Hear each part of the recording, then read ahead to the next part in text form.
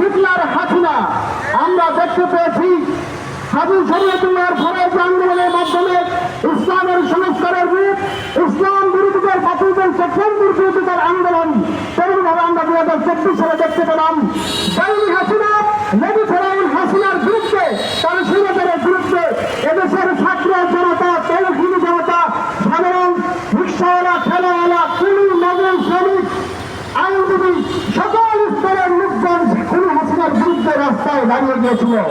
ছাত্ররা, সাধারণ শ্রমিকরা তাদের নিজের বুকে তাদের রক্ত ফেলে দিয়ে সঙ্গে তার মুক্ত একটি বাংলাদেশ আমাদেরকে উপহার দিয়েছেন। আমরা আমাদের জীবন থাকতে এই বাংলাদেশে যে স্বাধীনতা আমরা অর্জন করেছি সেই স্বাধীনতাকে আর কাউকে হরণ করতে দেব না। বিদেশি কোনো তাবেদারি, দখলদারি, শক্তির কোনো তাবেদারি আমরা মেনে নেব না। আমরা সংখ্যায় কম হতে পারি, আমাদের অস্ত্রশস্ত্র কম হতে পারে, আমাদের জনবল কম হতে পারে, কিন্তু আমাদের বড় পরিচয় আমরা মুসলমান।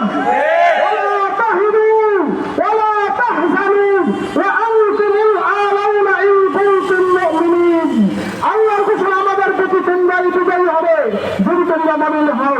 সংগ্রাম উপস্থিতি, আমাদের তাকওয়াকে ভিত্তি করে আমাদের অভ্যন্তরীণ সূত্র শত্রু এবং বড় শত্রুর হাত থেকে সার্বক্ষণিক দেশকে রক্ষার জন্য আমাদেরকে সজাগ থাকতে হবে। কোনো ধরনের চক্রান্ত, কোনো ধরনের ষড়যন্ত্র আমরা আর মেনে নেব না। সর্বশেষ বলতে চাই, বাংলাদেশ স্বাধীনতা সার্বভৌমত্বের পক্ষের সকল শক্তিদের সম্মিলিত সমর্থনে জুলাই সনদ ঘোষণা করতে হবে। কোন একক দলের, কোন একক গোষ্ঠীর সাজেশন দিয়ে কোন সনদ বাংলার ছাত্র জনতা মেনে নেবে না।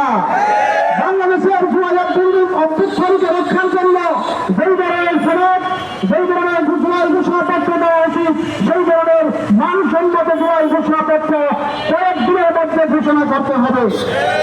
আর যদি ঘোষণা করা না হয়, ছাত্র সমাজের যে তীব্র ক্ষোভ বাংলার জমিনে চলবে, সেটার দায় দায়িত্ব সরকারকে নিতে হবে। সরকার বন্ধুগণ, সর্বশেষ কথা বলবো, আমাদের এই লড়াই শুরু হয়েছিল হয়তো ভগবান ইসলাম থেকে শুরু করে, আমাদের লড়াই চলবে পৃথিবীতে সূর্য পৃথিবীর মধ্যে, আমাদের মমিনদের লড়াই থেকে দূর পর্যন্ত বাতিলদের বিরুদ্ধে অব্যাহত থাকবে।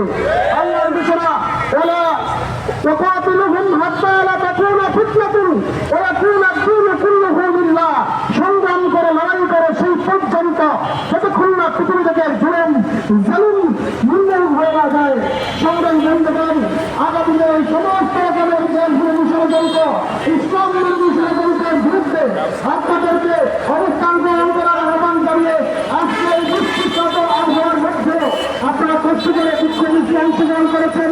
সকলকে আন্তরিক ধন্যবাদ।